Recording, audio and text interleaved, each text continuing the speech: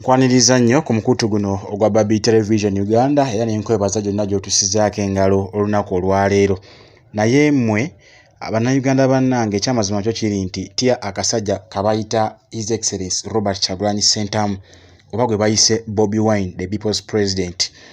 Omusajja ono bwe yagenda mu ggwanga lya Bungereza yali atugamba nti agenze kuyimba naye wakubeera Bobi Wine olunaku lumu olwa concert. Naye weruggwa agenda kubeera His Excellency Robert Kyagulanyi Ssentamu ne tulowooza nti alimba. Bwe yagenda mu ggwanga lya Bungereza wayise ndowooza ebbanga lya wiiki nga 3 Parliament ya Bungereza nessaako Anet Anditamong envumbo. Wayiseewo ennaku nga 5 zokka gavumenti ya Dubai nayo nerangirira nti etadde envumbo ku speaker wa Parliament Anet Anditamong. Kati olwaleero waliwo amawulire agafulumiziddwa era nga gano gavudde mu debate ebaddewo olunaku olwaleero wali mu ggwanga lya Bungereza era nga Parliament ya Bungereza etudde n'esalawo n'egamba nti ekimala kimala. Weewaawo tumaze ebbanga ddene nnyo nga tuli ba observer mu kalulu k'eggwanga lyattu erya Uganda naye ku luno basazeewo bakeenyigiremu physically, si kubeera observer nti bagenda kubanga balabirira ebyo ebigenda mu maaso oba nga balaba ebigenda mu maaso, wabula bagenda keenyigiramu okuva ku A mpaka ku Z.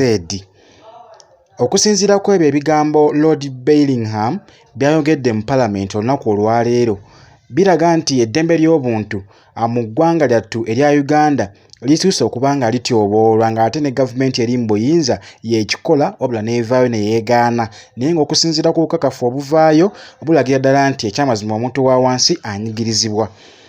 Mu Parliament kitegeezebwa nti ababaka 15 be balonze oba be basembye Lord Bellingham okakasa kino nti ggwanga lya Bungereza lyenyigiremu physically mu kalulu k'eggwanga lyattu erya Uganda akagenda obbeerawo mu mwaka gwa 2026.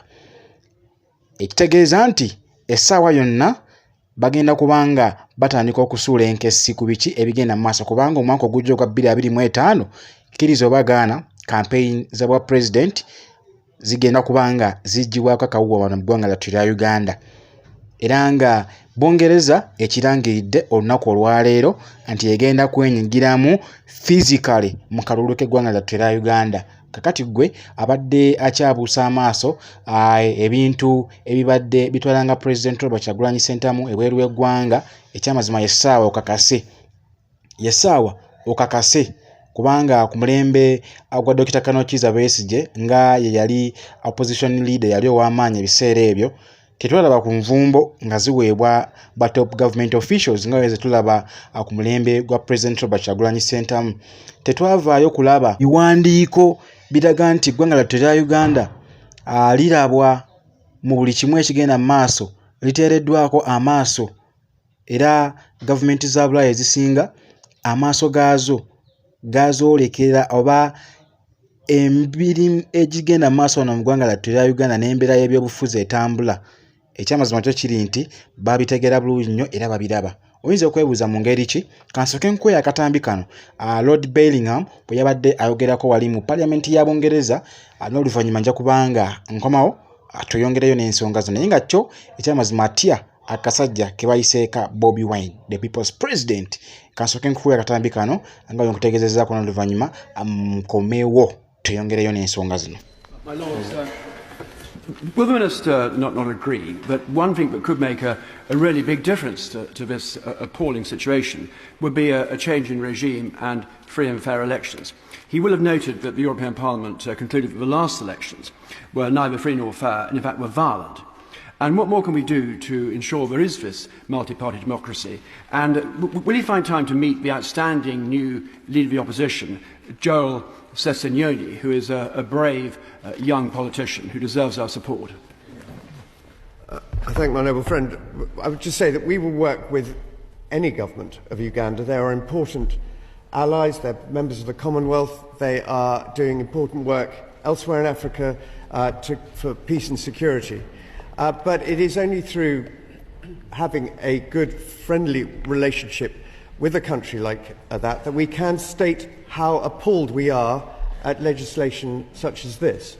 And so obviously we want to promote free and fair elections at every stage, but the government of Uganda is the government of Uganda. They are doing great things in support of peace and security in Africa, and we support that. But this is an unacceptable regression of freedoms and personal rights. It's not only the voice of government that needs to be heard, it's the voice of civil society. And I've welcomed the government's contribution in the past to the Commonwealth Equality Network. But we can do more, making sure faith voices are heard, making sure trade union voices. What is his department doing, working with the international trade union movement, who have very good policies on this, to influence people in those countries? So it's not just seen as a UK government action, but it's a civil society action that can be appalled at these laws. I think I can reassure the Noble Lord. I met with our High Commissioner to Uganda this week, and she gave me details of many of the projects we are doing with civil society, with organisation, and some of our overseas development assistance money goes, for example, funding grassroots efforts to shift attitudes on gender-based violence, and there are many other things that we are doing. And he's right that many faith-based organisations are key to this. One of the unfortunate drivers of this legislation has been promoted by an evangelical view of Christianity, and not one that many of us who would ascribe to Christian values being one of compassion and kindness. It seems to be one of quite the reverse. And I know that many faith-based organisations want to have nothing to do with that and want to try and correct that. And we'll work with anybody who is seeking to support people affected by this legislation.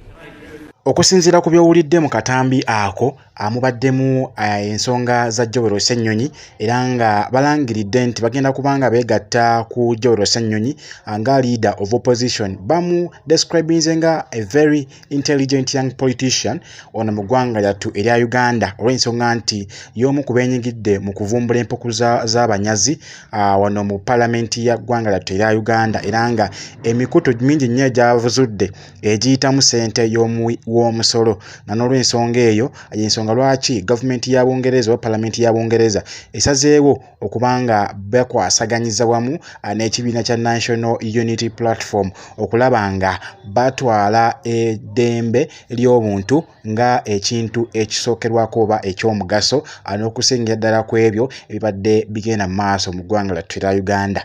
Ekitegeeza nti omwaka ogujja n'ogujja 2025-2026 eggwanga lya Bungereza ligenda kubanga lyetabira ddala directly mu nsonga z'eggwanga lyattu erya Uganda olw'ensonga nti okusinziira ku ssemateeka eggwanga lya Bungereza likkirizibwa okubanga li-interveninga oba nga lyenyigira mu nsonga zonna ez'eggwanga lyattu erya Uganda.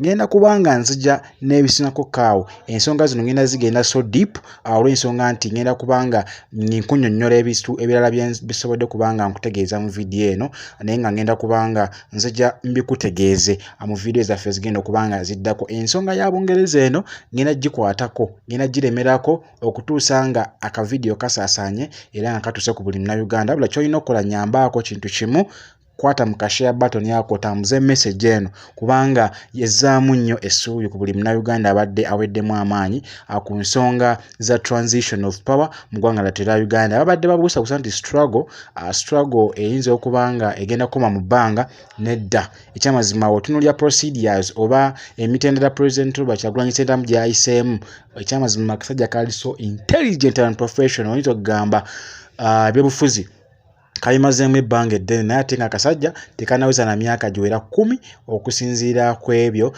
bye katandise okuba nga kakola era nga kalaga nti ekyamazima ko kasobola okuba nga kafuga eggwanga lyattu erya Uganda. Ebisinako kaawo nja kuba nga mbiita bula gwatanaba kubanga osubscribe nga kikole kwata ku kigambo subscribe ku mukutu guno gwa Babi Television Uganda. Bw'omaliza nkwatira ku kide ekyo oteekemu all ojja kuba n'ofuna ka notification oba ka message buli tunawataddeyo ensonga zonna ku mukutu ogwa Babi Television Uganda. Sigenda kubanga nsukkawo awo atakumira mpeera abankuumire akambagalize okusiiba obulungi abagenda okwebaka musule bulungi mweraba.